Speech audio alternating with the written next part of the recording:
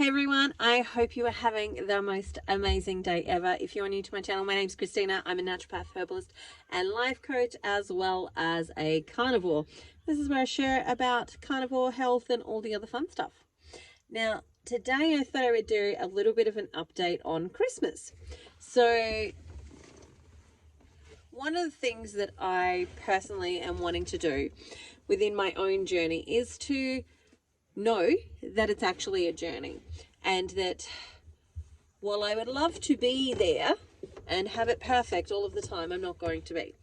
And I'm also thinking that for myself, I actually want this to be a lifestyle versus something that I do to a point and then I stop. Like that's what I want.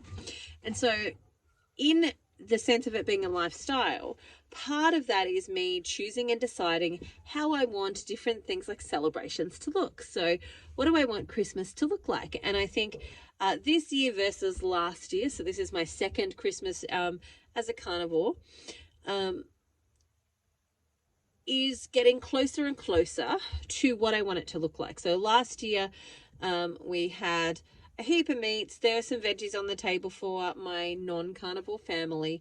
And then we had desserts. And my idea was that I wanted to make a carnivore pavlova. And I would probably select berries. Now, if you know anything about what happened last year, our car broke down. We weren't able to do the things that we were wanting to do. And we were also traveling Australia. So we were living in a tent, and the things didn't align for me to be able to do that as perfectly and as beautifully as I wanted to do it. And so what happened was that instead of having like my carnivore dessert, I made a normal sugar-full pavlova, and I think we had a couple of other desserts there as well. But predominantly it was meat-based, and then it was dessert. Now, what I did this year was now, since November, we've been staying where I currently am is a little farm, and we've been staying here from November, and our sort of stay here is up in February, end of February, or no, it's early February, sorry. And during that period of time, we've had a kitchen, we've had bedrooms, we've had all of the things to be able to make life a little bit more comfortable. And so with that in mind, one of the things that we did this Christmas was we made a sugar-free creme brulee, and we made a sugar-free pavlova that had berries on top. So it was carnivore. So the only real carbohydrates in it were the actual berries, and it would have worked out to be maybe 3 carbohydrates, egg whites, maybe 4 carbohydrates per slice. Like it was pretty low in carbohydrates, but it was still very tasty and yummy.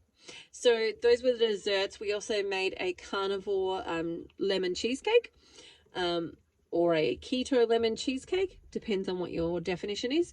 I am what I would call standard carnivore, which means that I am not against using herbs and spices and using things like lemons for flavoring, and lemon juice, for example, apple cider vinegar. I'm not against using those. And using them in herb amounts. So I'm totally fine with using things in herb amounts. What I mean by a herb amount is if you're having a bowl of soup, right, the amount of herbs that you would have in that bowl of soup is pretty minimal. It's a pretty small amount. It's just there for flavoring and seasoning. It's not there to actually fill you up and provide you with a bulking agent in any way, shape, or form. It's not the primary element of the actual dish itself. It's just a flavor enhancer. So that's what I mean when I mean herb amounts. It's just a flavor enhancer. It's not an actual serving of a particular thing like that. So for example, I don't have a cup of steamed basil leaves. But I might chop up a couple of basil leaves and put that in my actual cooking. Same with some mint leaves, or some rosemary, or thyme, or garlic, or ginger, etc., etc. A little bit of that goes a long way. You actually don't need a lot of it, and medicinally, you don't need a lot of it either. If you have a lot of it, it'll make you feel unwell. Anyway, so that's my thought process, is that I want to maintain standard carnivore, and in that I naturally find that There are lots of times where I actually just don't even have herbs and spices. Not that I can't have them because they're a problem, but I actually quite enjoy a lot of things now without them. So I just don't bother. And it's not that I don't want to. Well, it's not that I can't. It's that I just go, yeah, I don't actually need that. I'm not really drawn to actually do that. But there's no rule that I can't. So that's me from that standard carnivore space. And so my goal for Christmas, and I think I'm pretty kind of fleshed this out a little bit now, in that my goal for things like Christmas is to have it at least ketovore on that. So like Christmas Day for me, the way that I have done Christmas Day this year was we had an entree, main, and dessert, and that was our day. So entree was breakfast, and that was seafood. So we had shrimp or prawns, depending on where you're from and what you want to call them. We had a couple of other little bits of seafood, and some of my other kids had, so one of my daughters made pinwheels that were salmon and cream cheese with puff pastry around it. So my kids had that.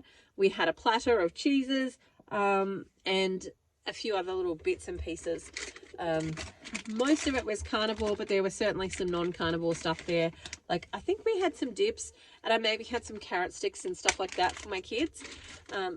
But predominantly it was mostly meat based. So as a carnivore, everything I ate for breakfast was carnivore, but there was certainly some stuff there for my family.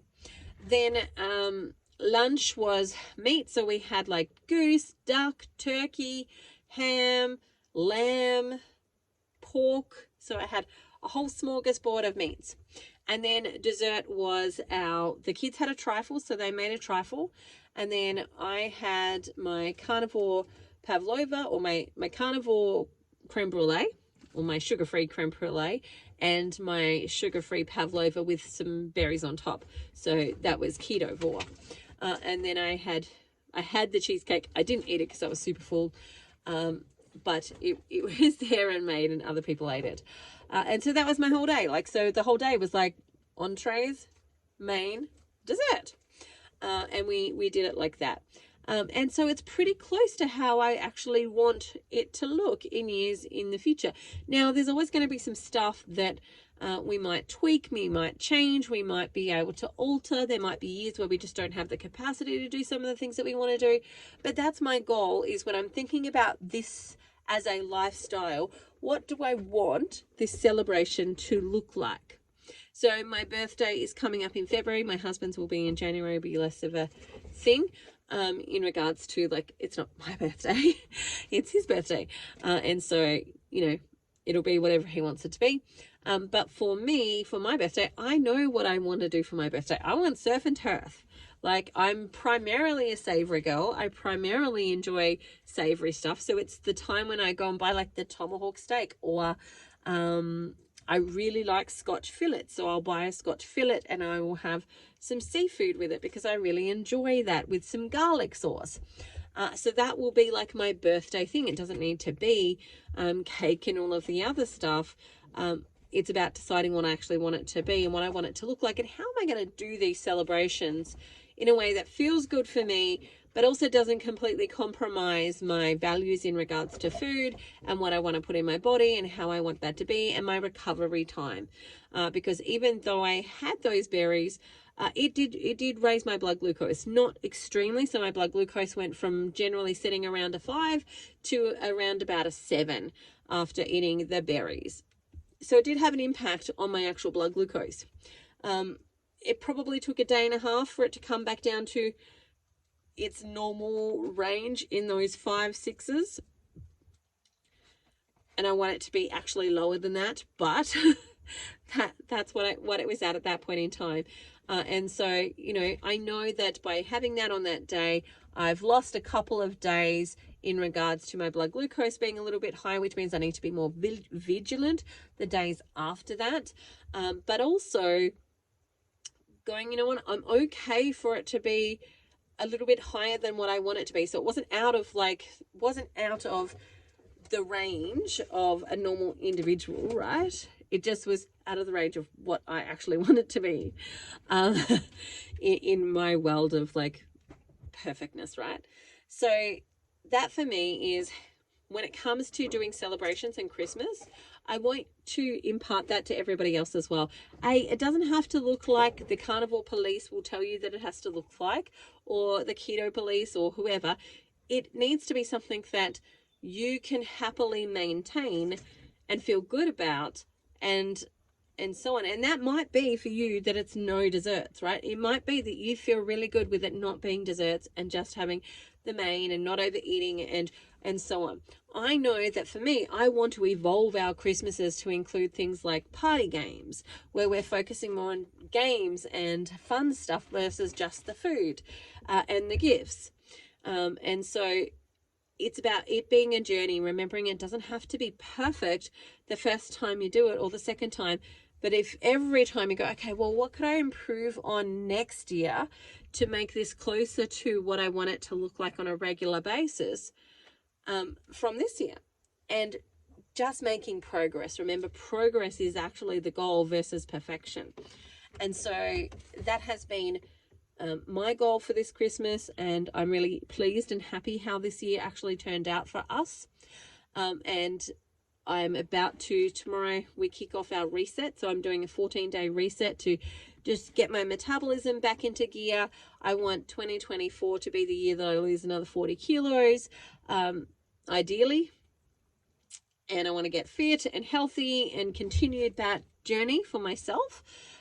But I want to kick it off in January. So I want to see the numbers on the scales moving pretty rapidly, which is why I'm doing a 14-day reset to just shake things up and get everything going and try and get myself into ketosis on a prolonged level.